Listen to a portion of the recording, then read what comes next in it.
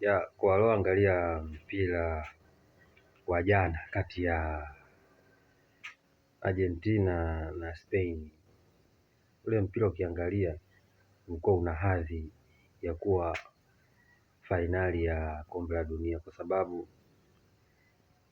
ulikuwa una ladha tofauti tofauti. Lakini pia pongezi kwa Spain baada ya kuchukua hilo kombe. Ukiangalia kiuasilia kabisa jinsi walivyoanza mashindano na wanavyocheza, walistahili kupata hiyo kombe kwa sababu walikuwa wanacheza kitimu zaidi.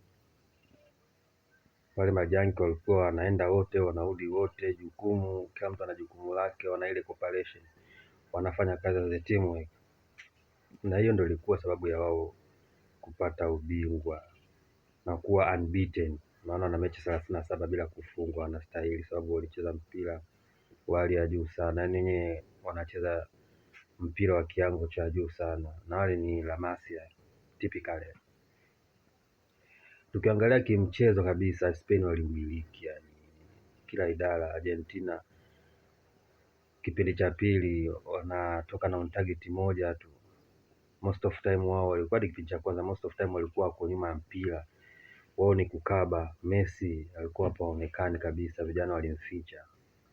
Vijana walipiga pasi nyingi sana elekezi za kutafuta ubingwa, walipambana sana, na kama isingekuwa kipa wa Argentina mechi ingeisha mapema sana, ile mechi ingeisha mapema sana. So pongezi kwao. Alafu kingine, Yamal ni mtu na nusu pia, hiyo lazima fahamike, maana naye alipiga mzigo mkubwa, japokuwa beki za Argentina zilijitahidi kumzuia, lakini dogo wa moto. Yaani kwa kifupi, Argentina walikuwa walikamatwa sana katika ile mechi, walikamatwa kisawasawa. Lapuga mwenyewe alijitahidi, alikuja kuonekana dakika za mwishoni kule, za dakika kipindi cha nyongeza, zile za nyongeza za jioni kule ndo alionekana, lakini dakika zote hizo aliweza kumshikilia kisawasawa. Kwa mtu mwingine naye alikuwa anaitwa Rodri, alipiga mzigo mkubwa sana mzigo.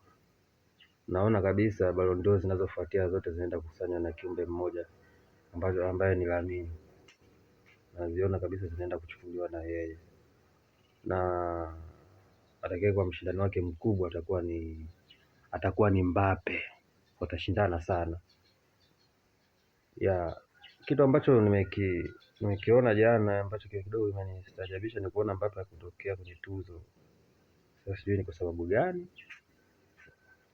ila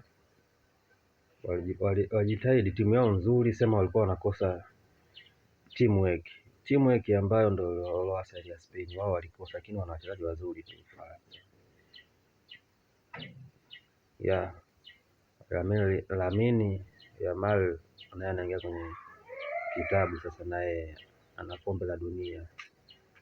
Ya ni CV kubwa sana, sababu kuna wachezaji hadi wanastaafu ili hawajawahi kulipata, ikiwemo CR7, mchezaji mkubwa sana, lakini hakubahatika kulipata kabisa. Hii inaashiria kwamba mpira safari hii umebadilika sana. Hii modern football imeleta vijana ambao hatari sana. Sasa hivi mpira wa majina umeisha, ukiwa timu kubwa unaweza kufungwa na timu ndogo. Ya maana hii imeonekana kombe la dunia jinsi ilivyoanza hadi kufika mwisho, maajabu yalikuwa ni mengi sana kimatokeo. Unayemzania sie unasema yuko vizuri, anapigwa. Anyway, kama kuna kitu ambacho ulikiona juu ya hiyo mechi, unaweza ukashare komenti zako na hisia zako juu ya timu ya Argentina, maana Messi kalia sana. Nafikiri pale ndo anaaga, maana sidhani kama atakuja tena, hiyo ndio imeisha kwake.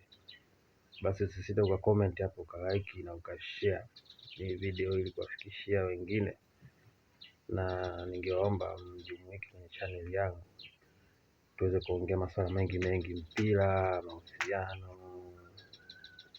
elimu inayohusiana na kujiendeleza na vitu mbalimbali. Peace.